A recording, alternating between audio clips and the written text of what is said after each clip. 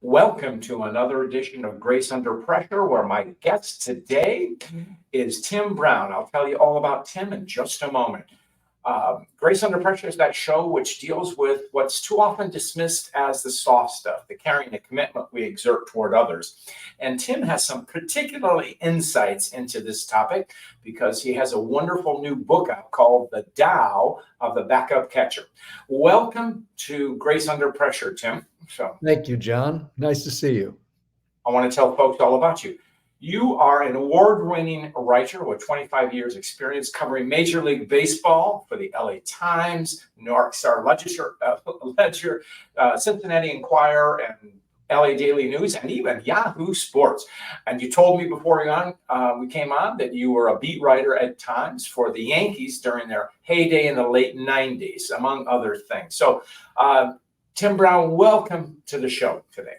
Thank you, John. How are things in Ann Arbor? Things are great because we're all glowing with our national championship. Hail. Yeah, you got it. Tim, your book, The Tao of the Backup Catcher, is a gem. Not only is it well reported, it is so eloquently written. And so it's so eloquent, I would not do justice to it. So would you please read the first couple of paragraphs of the book for us? Of course. This is from the introduction, first couple paragraphs.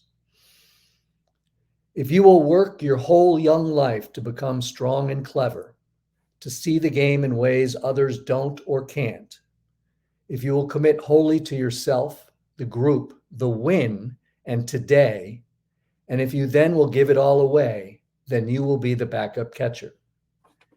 If you will be a second father to some, a big brother to others, a priest to the believers, the best friend some ever had, honest when you must be, and silent when honesty slips into cruelty, and you are sufficiently wise to separate the two, then you will be the backup catcher. That's the whole book, folks. We can just end the show. The end. Because, and that introduction really, as I said, is really an elegy to the backup catcher. So tell us about why you chose the topic of a backup catcher, because they are not the stars of the team. What attracted you to this topic, Tim? So, John, the first year I was covering Major League Baseball was 1989. And I thought I knew baseball. I thought I knew the characters and how to play the game and the way the game was supposed to be played. And yet you walk into a major league clubhouse for the first time as a young man, and you're instantly aware of how little you know, how much you have to learn about what makes this happen.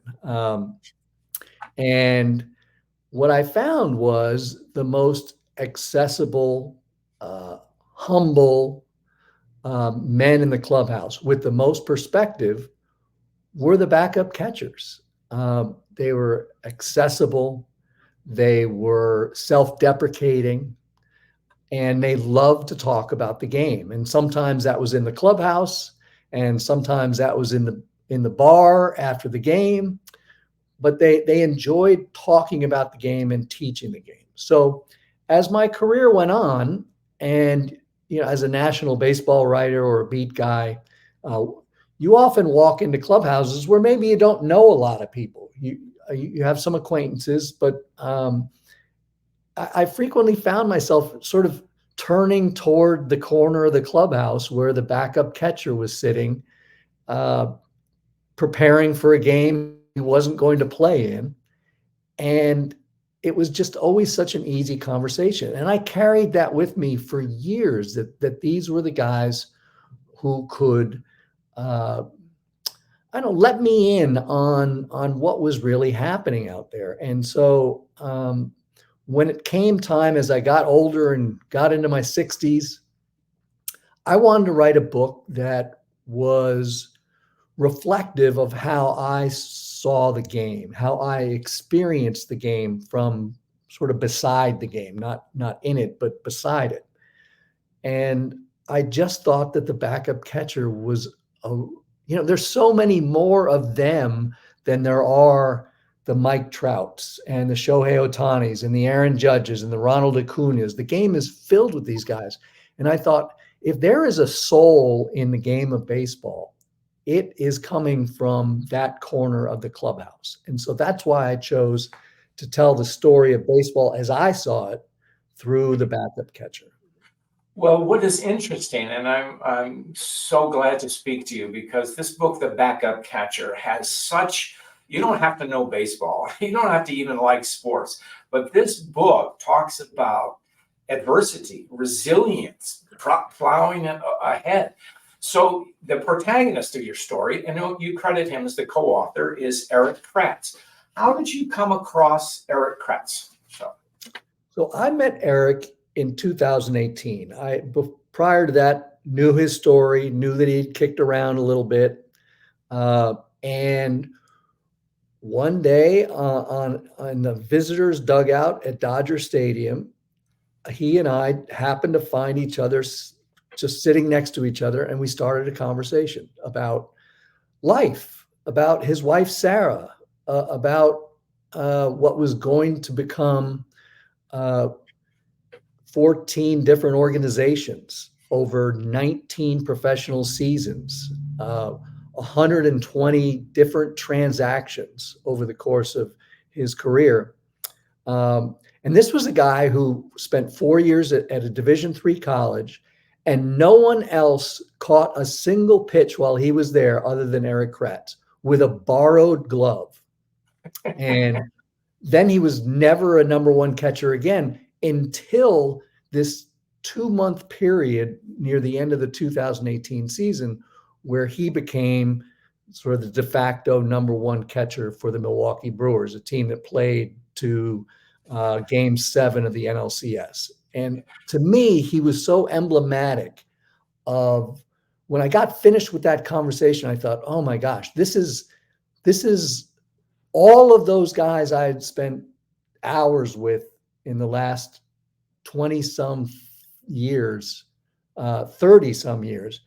This is the guy who puts it all. This is the spine of that idea. So he had great stories. He had a great personality. He had this family. I just liked everything about it, especially the fact that at 38 years old, he was finally having his moment in the sun. No, it's great. And you tell his story very eloquently, and he shares his story, and he's very candid and very honest. And it comes across as, geez, I'd like to meet that guy. Yeah, he's a good man.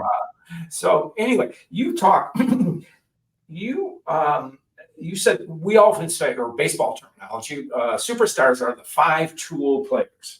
Right. But you write that backup players need a 6th tool. Tell us what a 6th tool is and why it's important. Well, John, backup catchers are backup catchers because they don't have all 5 tools. If they're lucky, they have about 2.5. They're catch and throw guys, so that's 2.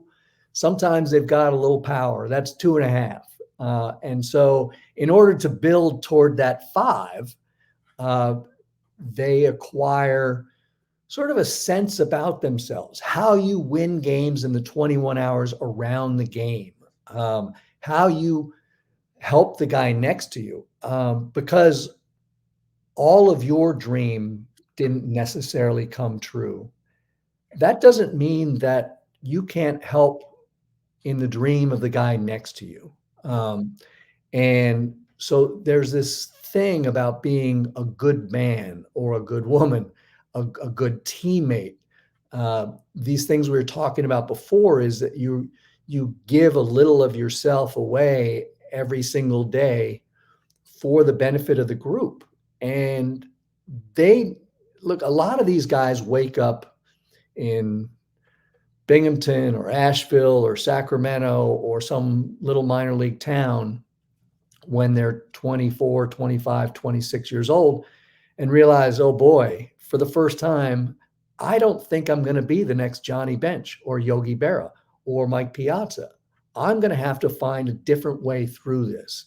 And the tools they acquire at that point are just these very relationship-driven tools that don't just benefit them on a baseball field, because they don't spend a lot of time on a baseball field, but it also benefits them a lot in life, and again, in those hours that lead to the game and the hours that lead away from the game, and from the top step of the dugout or sitting on the bench trying to talk a pitcher through one more inning, things like that.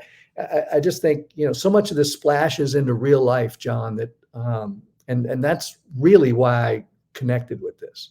Well, absolutely it does. And I was reading your book, and all of a sudden I'm perked up because you use the term servant leadership, servant leaders. And that is a very popular topic in my world of leadership development, executive coaching. And so these guys really are servant leaders, just what you described, enabling others to succeed. So how did that relate to you per se? Because one would not think of a backup catcher does not have a title, but he has authority and influence. He does, and I think a lot of it has to do with many of them have this veteran status. They have been around forever. They've ridden all the buses and they've seen all the ballparks. I thought of it, John, in terms of almost leading from behind, and maybe that's a subtle push. Maybe at times it's a subtle drag, but again, it's establishing a work ethic. It's establishing a grounding in what your values are and what your virtues are, what you believe in, and then acting on that, becoming those things. And I think that if you look across a clubhouse and you see this 37-year-old backup catcher who's seen it all, done it all, and is still grinding, I don't know, as a 22-year-old pitcher or first baseman or whatever, how you cannot strive to sort of live up to whatever those expectations are, not because he's demanding it, but because he's doing it every day. Well, so often catchers, and in particular backup catchers, become managers, one of which is a person I know, and we spoke about Jim Leland, who will be inducted into the Hall of Fame this year, but the Detroit Tigers manager, A.J. Hinch. So what is the characteristic of a backup that enables him to become a manager?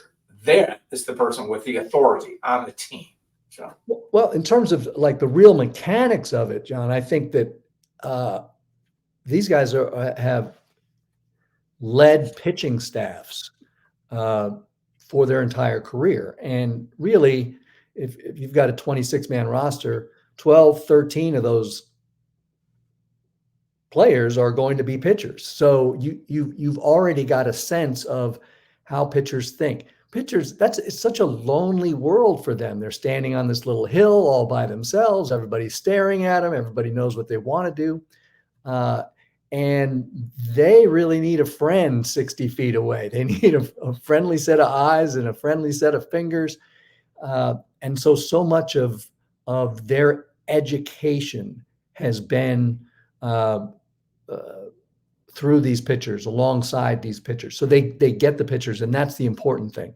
But they also watch a lot of baseball, right? They're standing on the top step next to the manager. They're standing next to the pitching coach, and they're thinking about baseball. They're not playing as much as they'd like to. And so they just understand the game. They're the guys who are picking it up when a pitcher is tipping his pitches. They're the guys who are connecting the dots on a baseball field as the game goes along. This, remember, he got you on a slider last time. Remember that? Don't swing at the slider or whatever. They have been managing baseball games. Maybe it's in their head for a very long time. So when they sign that contract, you see A.J. Hinch, they've already sort of done this job. They've run a clubhouse. They've run a pitching staff. They've thought their way through games. They know what works. They know what doesn't work, what gains a clubhouse for a manager, what loses a clubhouse for a manager. So I think that they're just, again, they've lived it for so long. I think it's just a natural sort of process to move to that top step. And you use the term lived it so long. And that's the challenge and the beauty of baseball. It's really life. I mean, these guys are together 8, 9 months a year. And Yeah. I mean, on the road, at home, all this stuff. And it's extraordinary. So, but also these the backup catchers, and you said it, working with the pitchers. And I have a perception, correct me if I'm wrong, that a lot of pitchers have fragile egos. Am I incorrect in that or not? And so they need help. So yeah, they're a bit of an odd breed. I think it sort of depends on how big your fastball is, right? how hard it goes the other direction. I think they live these very mercurial lives in terms of their career, and really so fragile. The elbows go, the shoulders go, and so again, in this team sport, they are really playing a very individual game. And there's so much pressure and so much anxiety goes along with that. And the wins and the losses, there's a million of them through the course of a single game.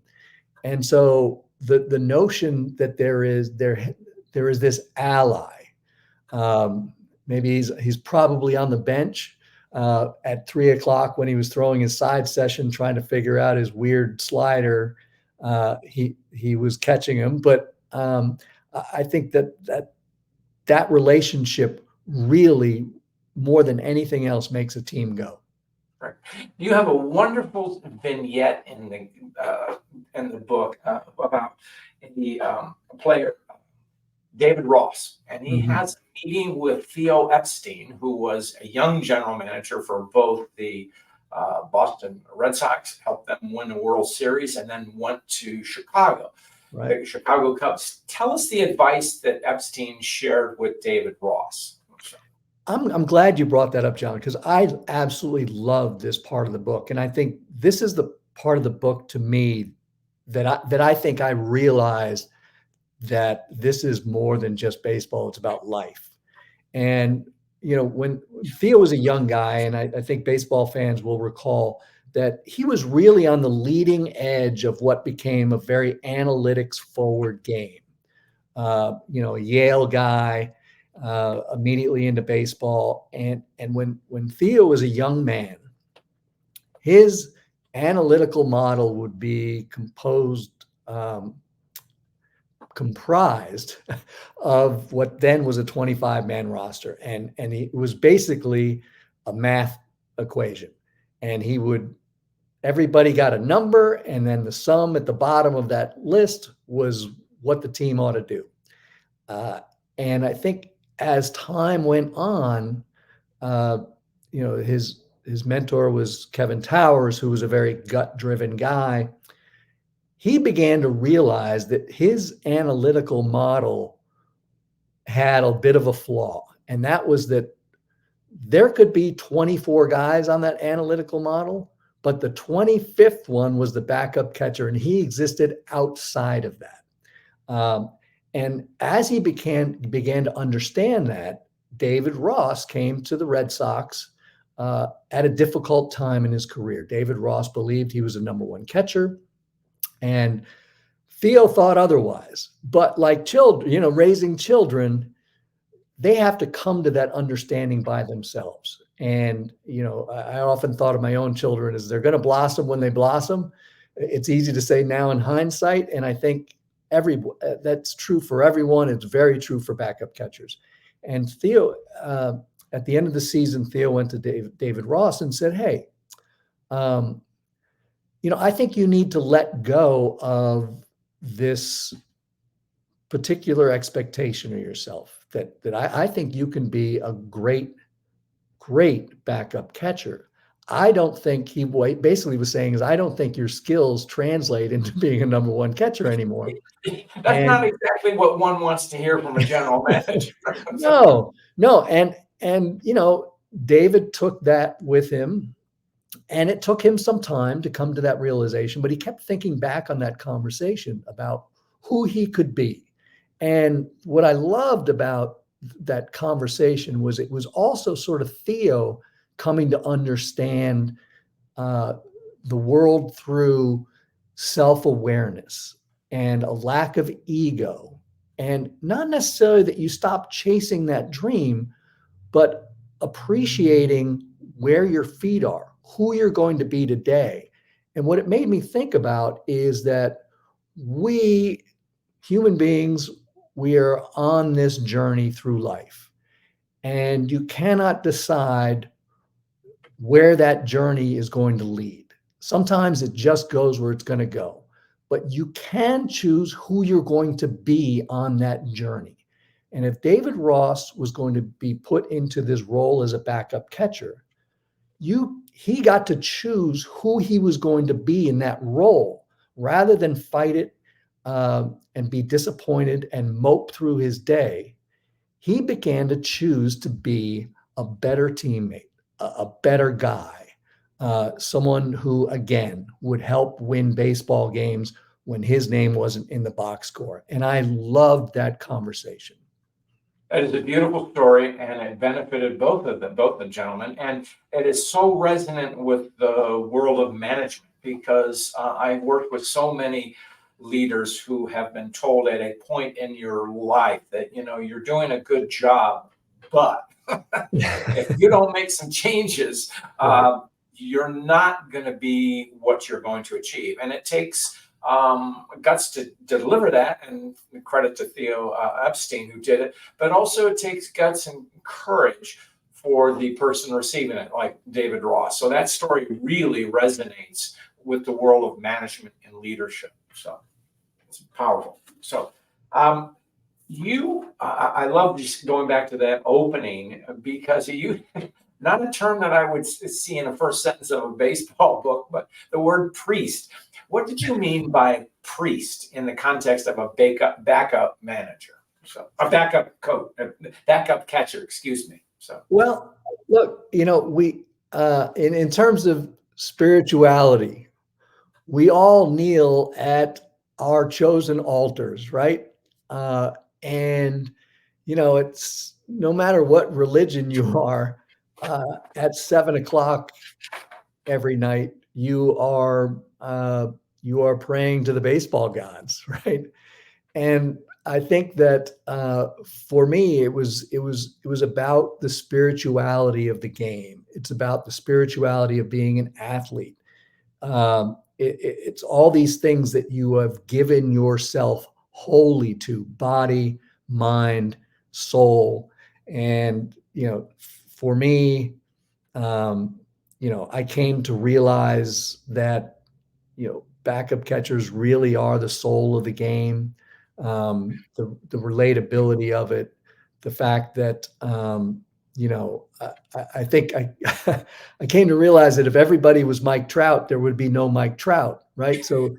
and there are a lot more not Mike Trouts than there are Mike Trout. So, for me, it was just, I think that you just need your soul, your spirit needs guidance, particularly when you have sold out to the game. It's so much of who these guys are is what that box score looks like. So they need You it. know, and the other dimension I think that it comes out in the book is backup catchers are working with gifted athletes, people with superior skills that they don't have. But the old saying in baseball, that's $1 million arm and a 10-cent brain. So, Right. and that's kind of the opposite of what a backup catcher is. But they have that role of bringing that $1 million arm to fruition. Yeah. And I think that's what makes them very valuable. We're going through a period now when, rosters are being rebuilt and all that. It's the winter time, and it's when that happens. And when you see these backup catcher signings, it's not just, hey, okay, the guy's got a left-handed bat, or the guy's pop time was this or whatever. These general managers and scouts are uh, evaluating based on all these other things. Is he a good teammate? Is he going to get along in our clubhouse? Is he going to help this knucklehead pitcher that nobody else can seem to get their their arms around. And so those are all really important things. Right. Well, at the end, near the end of the book, and at the penultimate chapter, if my memory serves, you have the ruminations of Eric, which I think is in his last game. And would you please read it? Because it's just eloquent. It is the soul of the team. Absolutely. If I can see it here. So Eric was retiring, finally. This was where he handed the game to the generation behind him. On every roster, he was more than a face in a team picture, assuming he was there on the day the picture was taken and not on a bus to somewhere else. The next rookie of the year likely had a backup catcher in his ear in his last season in the minor leagues. The emerging young pitcher buckled down on that changeup because a backup catcher coaxed him through a messy year trying, hoping to trust it. The team's next manager almost certainly had a backup catcher standing beside him when he was learning to lead minor leaguers, unless he himself was a backup catcher, in which case he absolutely had a backup catcher standing beside him. The game was bigger than he was. He'd formed that opinion earlier than most. The game made sure he never forgot it. That's so eloquent.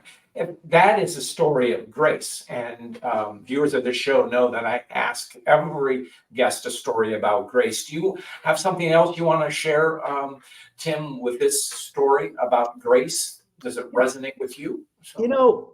For me personally, when you say grace, I think about 35 years of walking up to guys with a notebook and asking about their lives and asking about their hearts.